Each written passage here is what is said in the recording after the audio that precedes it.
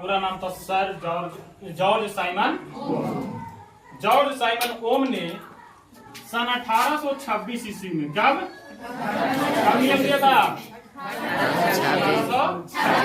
1826 ईस्वी में विभवांतर और विद्युत धारा के बीच एक रिलेशन को बतलाया।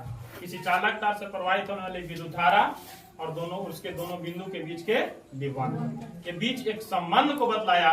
इसी संबंध को क्या बोला जाता है? इसी संबंध को बोलते हैं ओम का नियम। अब ओम का नियम में ओम साहब ने क्या बताया, सुनिएगा ध्यान से। ओम साहब ने बताया, सर जॉर्ज साइमन ओम ने बतलाया, यदि किसी चालक पदार्थ का ताप नियत रखा है, मान लेते चालक पदार्थ है, ए बिंदु है और बी बिंदु, यहाँ पर भी हो गया, यहाँ पर ही भी, दोनों बिंदु के बीच का बिंदु। हम बतलाए हैं कि किसी भी चालक तार से विद्युत धारा तबे बहेगा, तबे प्रवाहित होगा जब दोनों विभव में कुछ न कुछ अंतर। बिना विभव में अंतर का विद्युत धारा का प्रवाह नहीं होगा। जिस प्रकार पानी का लेवल में अंतर होगा तबे पानी का प्रवाह होता है, ठीक उसी प्रकार विभव में होता है। यदि दोनों विभव के बीच में कुछ अंतर होगा तबे दोनों के बीच में विद्युत धारा का प्रवाह होगा।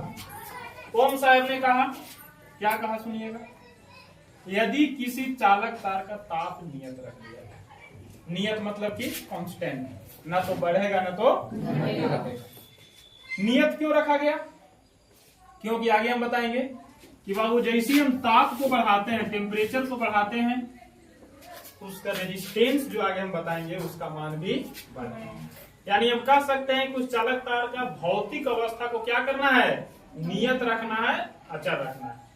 तो ओम के नियम के अनुसार यदि किसी चालक पदार्थ के ताप को नियत रखा जाए तो उससे प्रवाहित होने वाली विद्युत धारा उन दोनों बिंदुओं के बीच के विभव में अंतर यानी विभवांतर के क्या होता है? समानुपाती। समानुपाती का मतलब समझते हैं?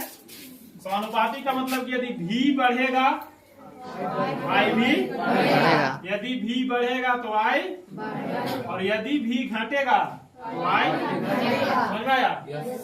तो इन्होंने यही बतलाया कि यदि ताप नियत हो तो उस चालक तार से प्रवाहित विद्युत धारा का मान उसके दोनों बिंदुओं के बीच के विभव में अंतर यानी विभवांतर के समानुपाती होता है। देखिएगा, आई समानुपाती क्या है?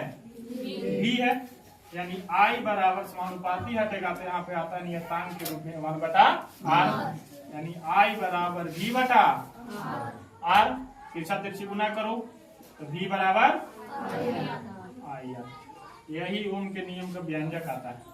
यहाँ पे वो नया टर्म आया r, इस r को बोला जाता है प्रतिरोध। क्या बोला जाता है? प्रतिरोध। अंग्रेजी में बोलते हैं रेजिस्टेंस, जो हम आगे बतलाएंगे।